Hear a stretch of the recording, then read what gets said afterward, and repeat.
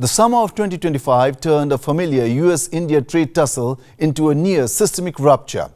On July 30th, President Donald Trump announced a 25% reciprocal tariff on Indian imports, framed as a response to unfair trade practices, and formalized it the next day under emergency authorities. After a short runway for shipments already on the water, the tariff took force on August 7th. 3 weeks later, the tariff on India was raised to 50% due to its crude purchase from Russia. Namaskar and welcome to Sansad TV. I'm Rajiv Kumar Singh. In this episode of History Behind Headlines, we will try and analyze America's tariff and India's resilience.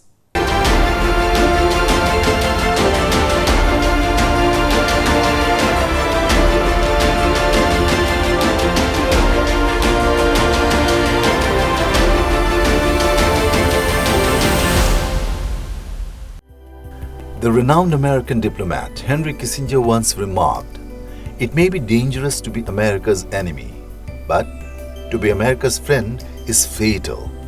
For India, this is hardly a new lesson, one it has encountered repeatedly in its nearly 80 years as an independent nation. Yet, those words have acquired renewed relevance in recent days, weeks, and months.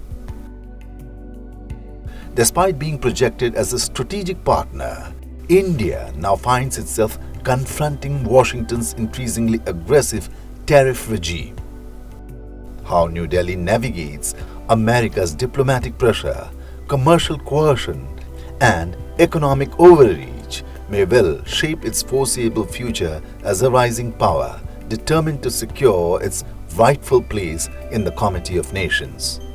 From steel and aluminum duties to restrictions on critical exports such as pharmaceuticals and IT services, India perceives a deliberate pattern of economic coercion. Even so, New Delhi's response has been measured and strategic, signaling that it is no longer prepared to play the role of a compliant junior partner.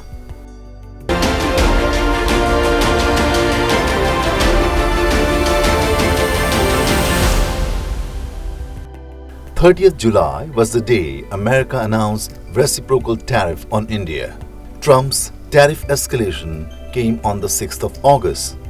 The White House added a secondary 25% penalty explicitly tied to India's intake of discounted Russian crude.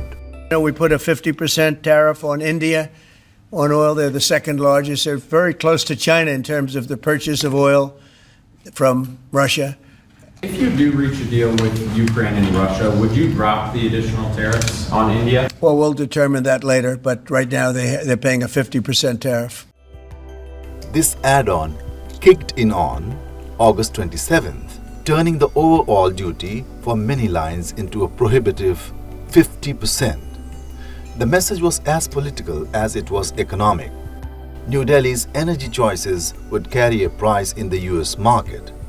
For India, the timing landed amid solid macro signals and active trade diplomacy with Europe and the UK, intensifying the sense that Washington was against India's strategic autonomy rather than merely arbitrating tariffs. कोई हमारे साथ अच्छा free trade agreement करना चाहे तो उसके लिए तो हम सदैव तैयार हैं, पर किसी भी प्रकार का भेदभाव मुझे लगता है भारत का 140 करोड़ देशवासियों का जो आत्मविश्वास है, आत्मसम्मान है, उसको मद्देनजर रखते हुए हम ना तो कभी झुकेंगे, ना कभी कमजोर होंगे, एक साथ मिलकर हम आगे बढ़ते रहेंगे, नई मार्केट्स कैप्चर करेंगे। मैं आपको दावे से कह सकता हूं इस साल हमारी एक्सपोर्ट पिछले साल से ज्यादा होगी।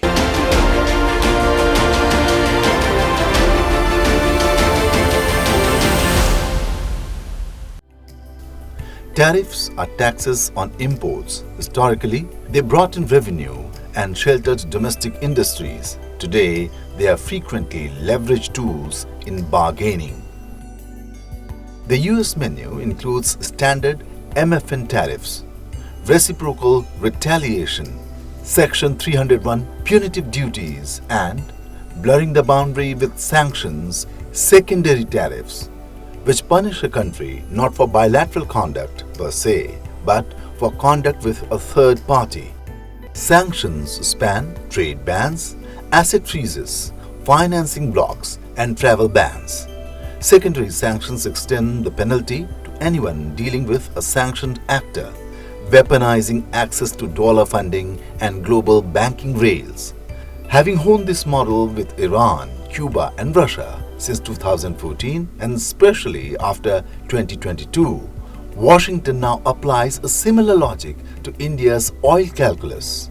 Even though the United States once welcomed India's Russian purchases to stabilize global prices.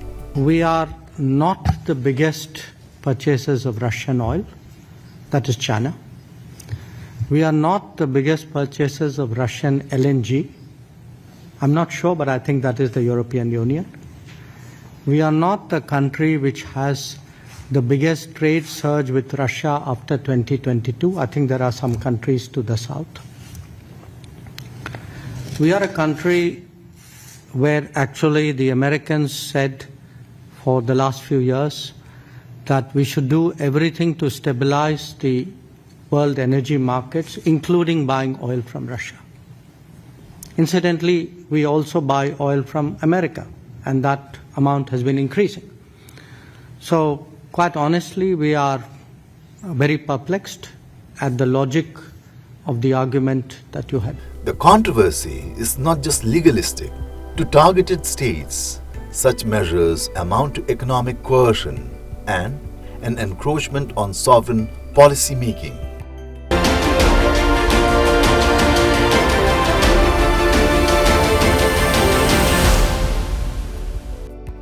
US trade policy has long mixed tariffs, export controls, and investment screens into a single statecraft toolkit.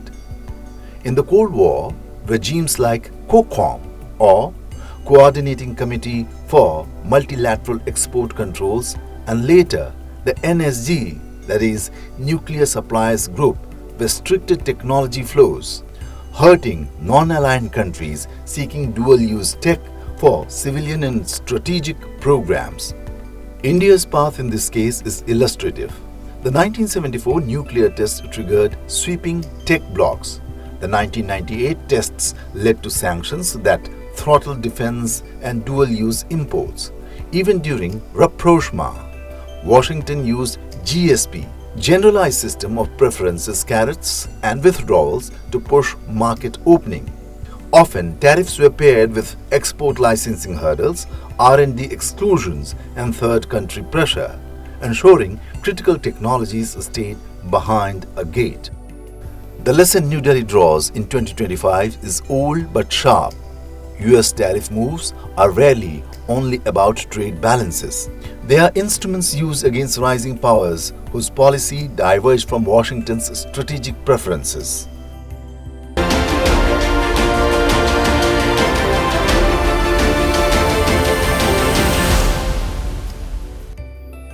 Talking about mechanics, 25% reciprocal tariff is effective from August 7th.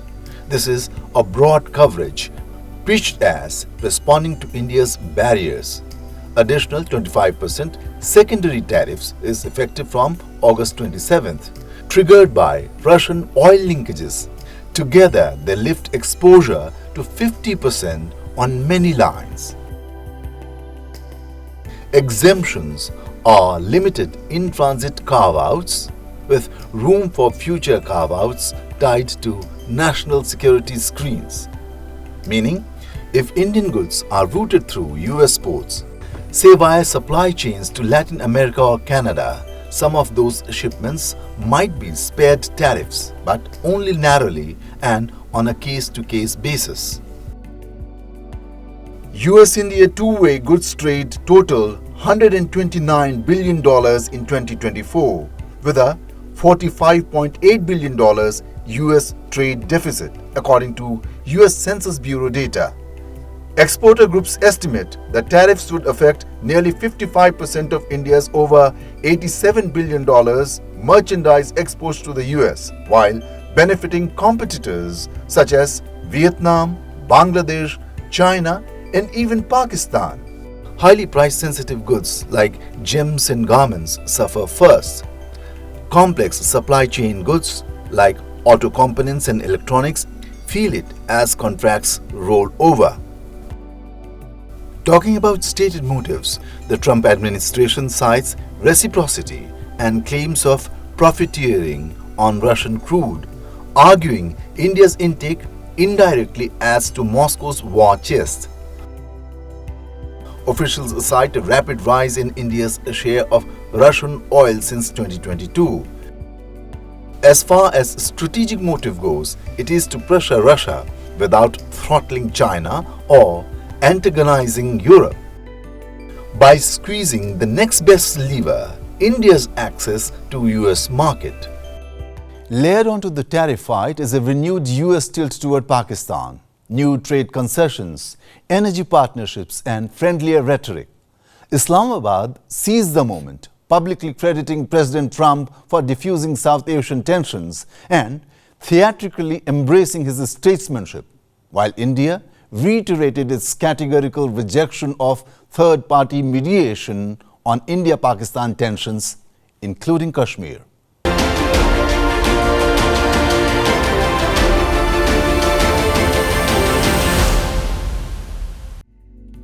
For New Delhi, the juxtaposition is galling. Punitive duties for an essential energy strategy and diplomatic warmth extended to a rival capital.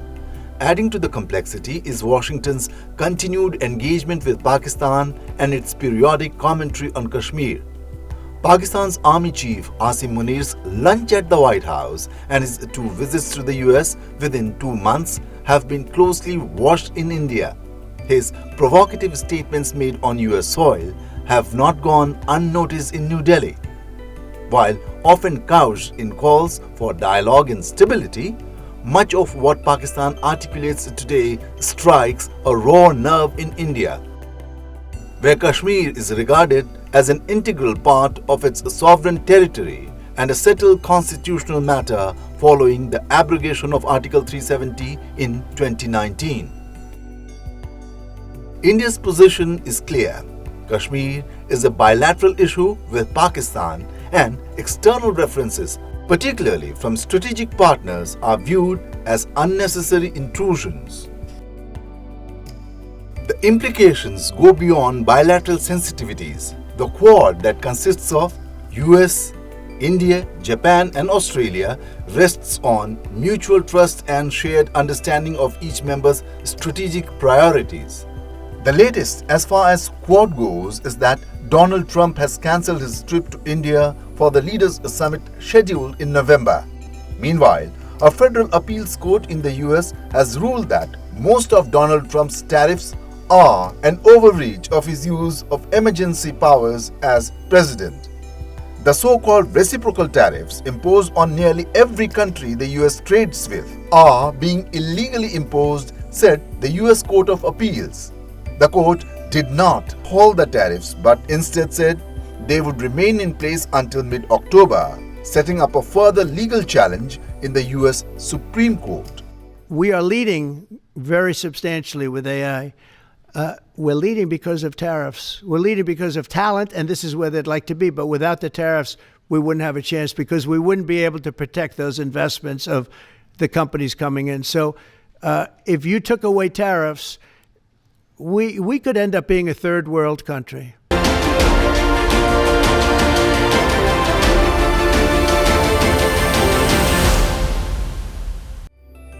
India imports 80 to 85% of its crude needs.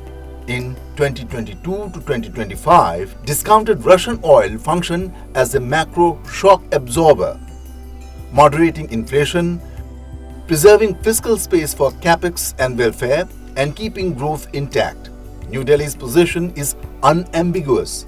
Energy security is sovereign. Analysts also highlight the Trump administration's persistent demand for India to open up its agriculture, dairy and other sectors, moves that could impact the livelihoods of millions. While these sectors undoubtedly require large-scale reforms to become competitive both domestically and globally, the Trump administration must recognize that the policies of a nation of 1.4 billion cannot be dictated by the preferences of foreign capitals. साथियों, हमारे लिए अपने किसानों का हित सर्वोच्च प्राथमिकता है।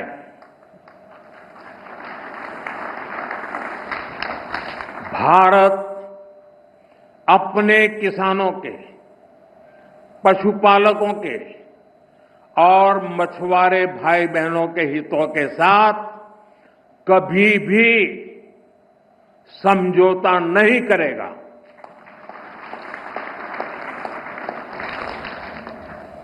और मैं जानता हूं व्यक्तिगत रूप से मुझे बहुत बड़ी कीमत चुकानी पड़ेगी, लेकिन मैं इसके लिए तैयार हूं। India's stance dovetails with Aatmanirbharta, the push to become a resilient manufacturing-led economy. The tariffs, ironically, accelerate that pivot. Export diversification to EU, UK, ASEAN, Africa, Latin America is the need of the hour to reduce single market dependence. Production-linked incentive, PLI schemes in electronics, pharma, renewables, autos and textiles can deepen domestic value chains. Supply-side reforms such as GST rationalization, logistics upgrades and MSME credit support will raise productivity and shock absorption capacity. India is not pretending that there is no pain. It is arguing that the pain is manageable and the long-term payoff, greater economic autonomy, is worth the short-term strain.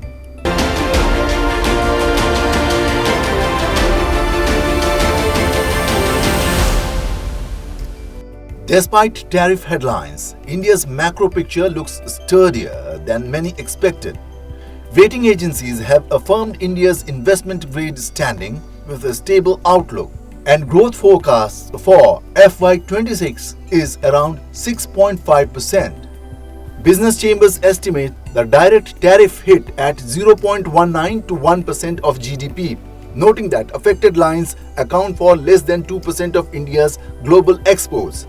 In plain terms, the shock is specific and sharp for some sectors but modest in the aggregate, especially if the government leans into diversification, export promotion and domestic substitution where viable.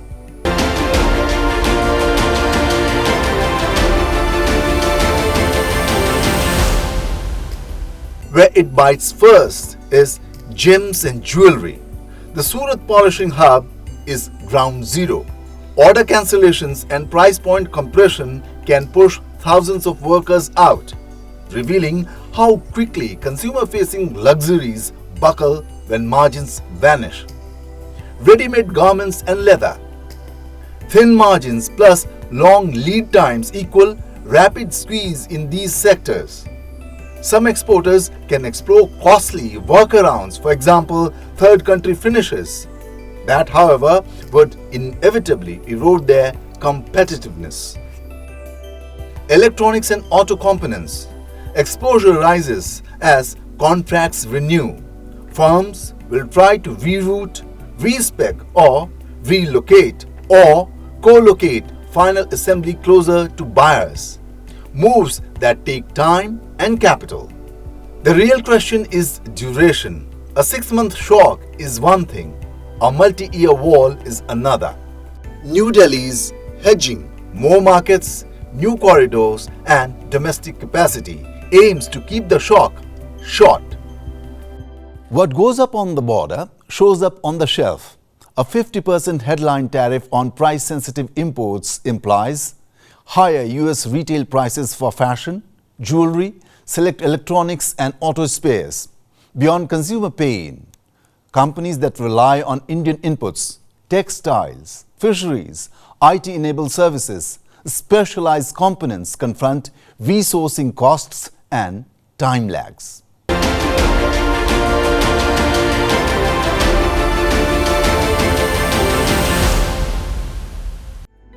The unevenness is the point, not a bug.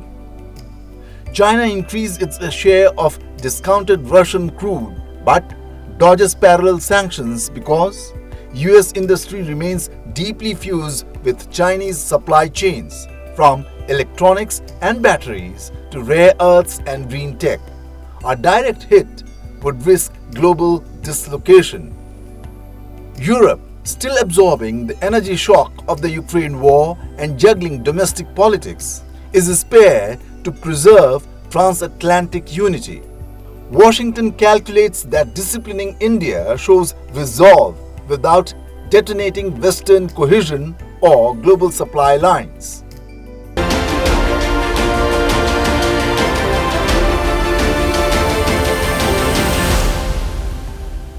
Talking about India's strategic options, India needs to keep the Quad separate from tariffs. New Delhi can maintain maritime and tech cooperation with the US, Japan and Australia on semiconductors, undersea cables, critical minerals, even while contesting the tariff war. Partitioning files avoids letting a trade dispute derail security priorities. Multiply markets. Push FTAs with the EU over the line. Fast-track lanes into ASEAN, Africa and Latin America. Leverage corridors like India, Middle East, Europe to shorten supply lines and reduce risk premium. Speed up domestic substitution where rational. PLI and targeted procurement can lift electronics sub-assemblies, EV components, medical devices and green tech. The goal is to make Indian industries globally competitive, not to create a closed, self-sufficient economy like pre-1991. Protectionism for its own sake would harm innovation and growth. Cushion at home surgically. Some financial measures need to be precisely targeted and carefully executed to achieve maximum effect with minimal collateral damage. Temporary credit lines, export rebates and reskilling for hit clusters. Surat, Tirupur, Kanpur blunt social pain while firms reroute orders. Blanket subsidies that ossify inefficiency needs to be avoided. Use legal and diplomatic channels. File WTO consultations to preserve procedural rights. Seek product-level exclusions where US buyer dependence is high, like certain generics, APIs, specialty inputs. Keep lines open to the US Treasury and USTR for sequencing and carve-outs. Energy realism. India can look to continue portfolio diversification, Middle Eastern crude, US LNG, green hydrogen pilots, while keeping Russian barrels in the mix so long as pricing, logistics and policy space allow.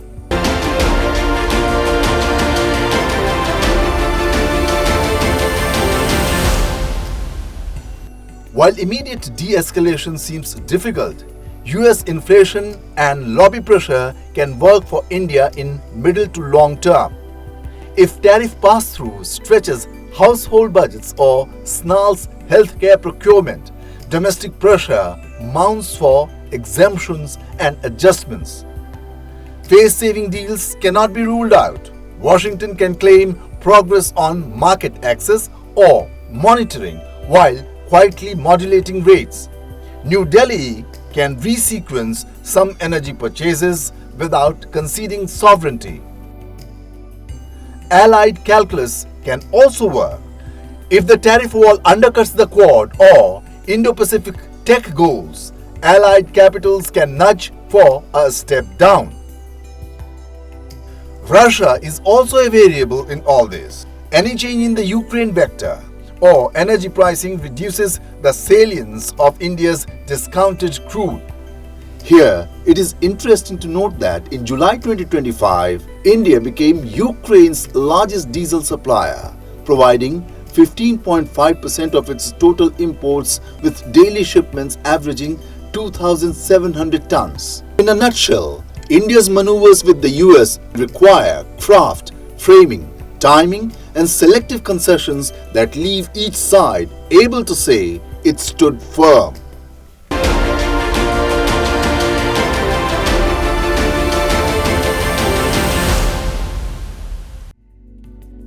Indian Trade Ministry officials note that the average tariff on US imports is around 7.5%. In contrast, the US trade representatives stress that India imposes tariffs as high as 100% on automobiles and an average applied tariff rate of 39% on American farm goods. It is fair to say that India does not yet possess the same leverage as China to force an immediate policy rethink from the Trump administration. However, the US would do well not to overlook the vast Indian talent pool that significantly contributes to the American economy. Moreover, India is projected to become the world's third largest economy within the next 2 to 3 years and remains the fastest growing major economy. If trade ties between India and the US slow down, the impact will not be one-sided.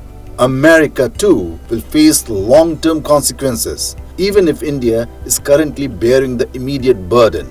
That said, India has some sectors where vulnerabilities are evident, with farming, dairy and fisheries being the most prominent. Washington, and particularly President Trump, needs to recognize this reality. Statements such as India agreeing to zero tariffs on US products, claims that India is the sole beneficiary of bilateral trade, and some of the extreme remarks made by his trade advisor Peter Navarro are unlikely to help move negotiations forward. Still, given the scope of India-US trade relationship, it may not be all gloom and doom for the world's fourth largest economy.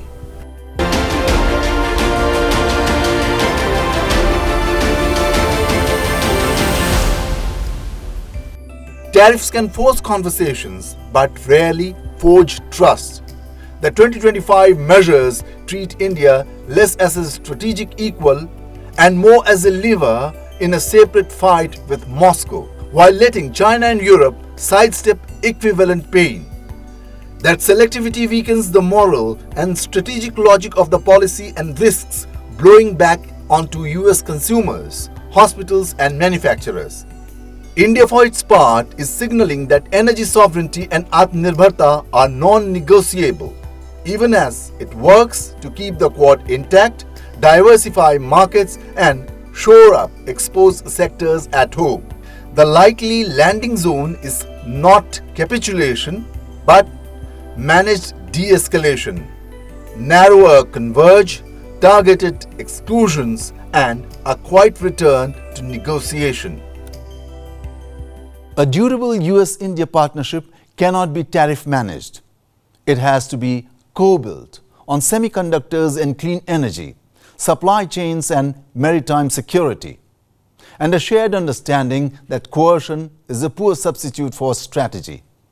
If Washington wants an India that values West in a turbulent century, the path is partnership, not pressure. And if New Delhi wants lasting policy space, the path is resilience, the kind that turns shocks into catalysts and frictions into focus. That is all we have in this program. Thanks for watching.